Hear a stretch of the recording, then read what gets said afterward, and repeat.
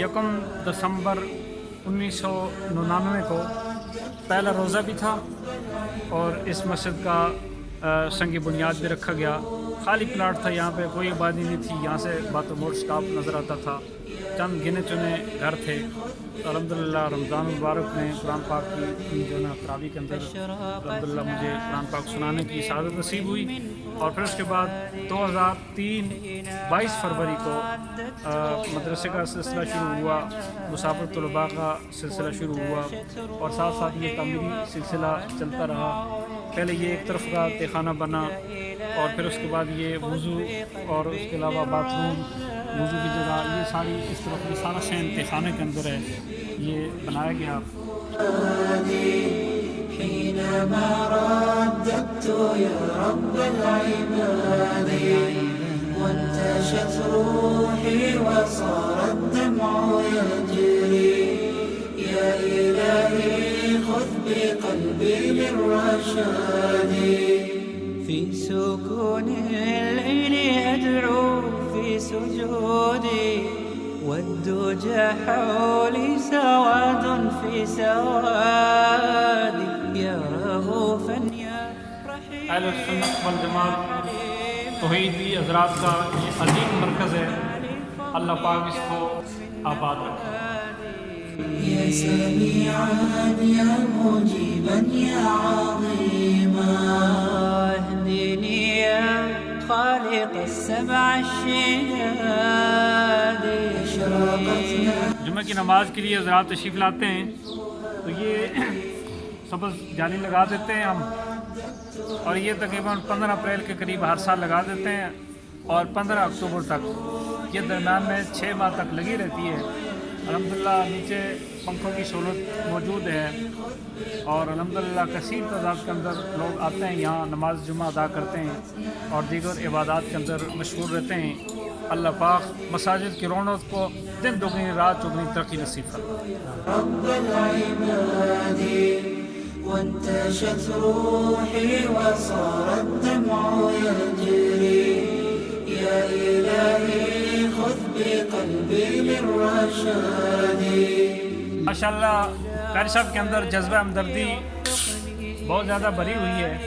یہ ہمارے مزدور بھائی صبح سے خدمت کر رہے ہیں، ہمیں محسوس کیا کہ انہیں پیاس لگی ہوئی ہے. تو ماشاءاللہ یہ یلدرم ٹرسٹ کے ذمہ دار قاری اشفاق الرحمان صاحب اس وقت ان مزدور بھائیوں کو پانی پلا رہے ہیں اپنے مبارک ہاتھوں سے.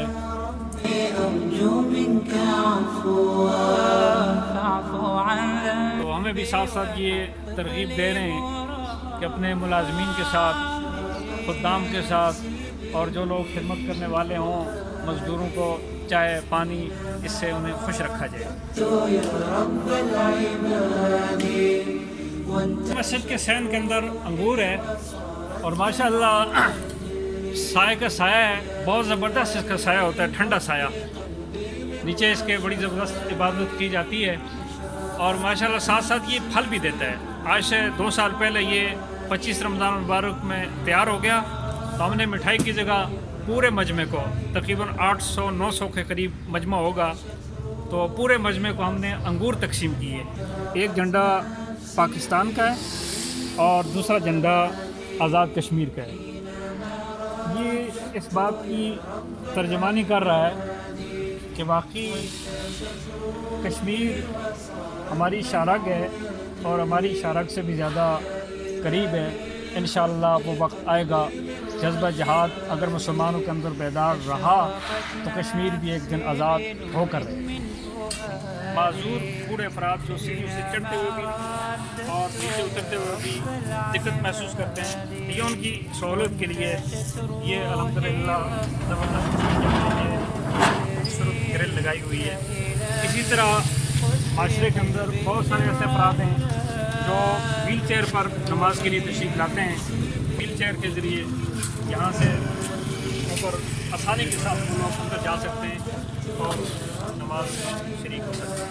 یہ گراؤنڈ بھی ہے اور نماز جنازہ بھی یہاں ادا کی جاتی ہے اور اجتماع اگر بڑا ہو تو عیدین کے اجتماعات بھی یہاں منعقد ہوتے رہتے ہیں. ادارہ اور یلدرم ویلفیئر ٹرسٹ ظاہر ہے یہ ایک ہی درخت کی دو شاخیں ہیں. تو ہمارے پاس ظاہر ہے جو گودام ہے جہاں پہ مقدس اوراق رکھے جاتے ہیں وہ ذرا دور ہے. کچھ گاڑیوں والے وہ یہاں آتے ہیں تو ان کی سہولت کے لیے ہم نے یہ مقدس اوراق کا یہ کنٹینر رکھا ہوا ہے. تو یہاں وقتی طور پر جو اوراق ہوتے ہیں وہ اس کے اندر سنبھال دیے جاتے ہیں. اهدني يا خالق السبع الشداد اشرقت نفسي بنور من فؤادي حينما رددت يا رب العباد وانتشت روحي وصار الدمع يجري يا إلهي خذ بقلبي للرشاد. یہ ہماری مسجد کے بنیادی مقتدیوں میں سے تھے جاوید اختر قریشی صاحب. یہ ان کی قبر ہے. اللہ پاک ان کی مغفرت فرمائے. یہ بزرگ ہیں بابا نذیر صاحب. جب یہ نئے نئے ماڈل ٹاؤن تشریف لائے ہر نماز کے بعد مجھے سلام کرتے اور سلام کے بعد کہتے میرا نام محمد نذیر ہے یاد رکھنا.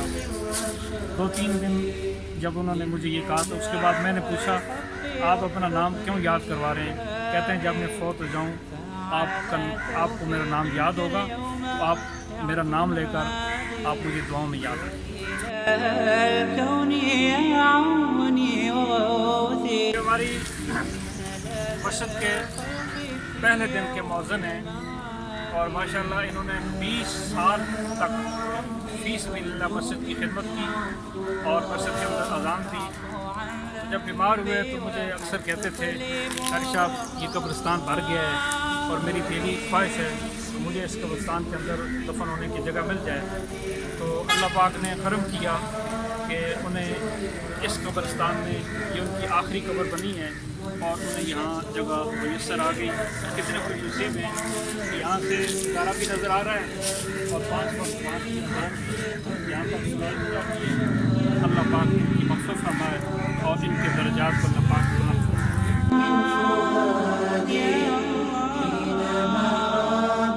یہاں پہ اجتماعی قربانی کے جانور ذبح کیے جاتے ہیں اور بڑا اچھا پاک صاف انتظام ہوتا ہے. نیچے ترپال شاپر وغیرہ لگا دیا جاتا ہے اور یہاں پہ پھر کسائی رات گوشت کو لٹکا کر اور پھر تقسیم کر کے بڑے ایک منظم طریقے کے ساتھ یہاں سے لوگوں کو گوشت پہنچایا جاتا ہے. یہ قاری صاحب کا اور میرے بیٹے حذیفہ کا شوق ہے. یہ طرح طرح کے پرندے انہوں نے یہاں پہ رکھے ہوئے ہیں. یہ دیکھیں اس وقت ماشاءاللہ یہ بھی وہ کچھ مرغے بھی رکھے ہوئے ہیں اور آئیں یہ چھوٹا چڑیا گھر آپ کو دکھاتے ہیں. آگے یہ چھوٹا سا چڑیا گھر ہے. یہاں پہ طوطے تیتر اور اس کے علاوہ مرغیاں ان کے بچے یہ ہم نے یہاں پہ رکھے ہوئے ہیں. تو میری گائے ہوتی تھی اور اب گائے تو ختم ہو گئی ہے. یہاں میری ایک بکری ہے چھوٹی سی اور اس کا ایک بچہ ہے اور اس کے علاوہ مدرسے کے جو بکرے لوگ بھیج دیتے ہیں ذبح کرنے کا اس وقت نہیں ہوتا یا خدمت والے مصروف ہوتے ہیں تو یا پھر ہمارے پاس پہلے سے گوشت موجود ہوتا ہے. 1 دن 2 دن کے بعد جو ہے نا وہ ذبح کیے جاتے ہیں تو یہاں پہ ان بکروں کو باندھا جاتا ہے. یہ یہاں پہ بھی ہم نے لیٹرینوں کو بناتے ہوئے اس چیز کا خیال رکھا ہے. عام طور پر لیٹرینوں کے اندر کا پانی باہر آ جاتا ہے اور ساری ناپاکی وہ پھر مسجد تک چلی جاتی ہے. تو ہم نے اس کو بناتے ہوئے اس چیز کا خیال رکھا ہے. یہ جگہ تھوڑی سی اوپر رکھی ہے تاکہ جوتیاں بھی اندر رہیں اور جو پانی ہے وہ بھی اندر ہی گرے اور باہر اس ناپاکی کا کوئی اثر فرش پہ نہ پڑے. يا إلهي خذ بقلبي للرشاد اشرقت نفسي بنور من فؤادي.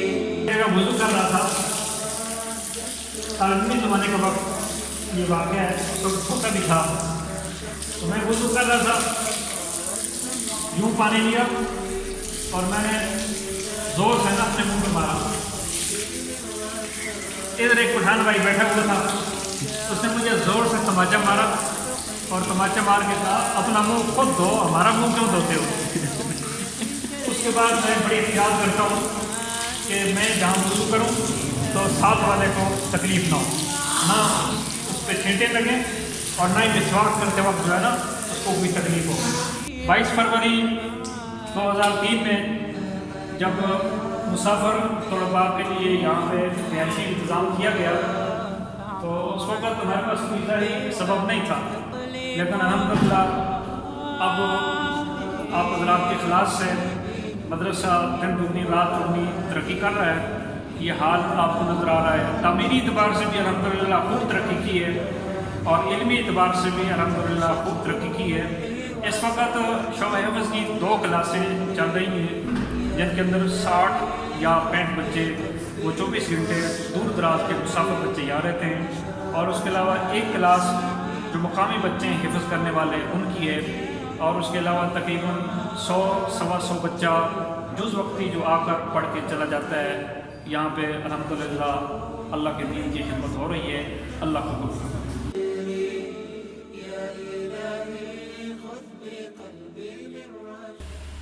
اور یہ ہماری حفظ کی درسگاہ ہے.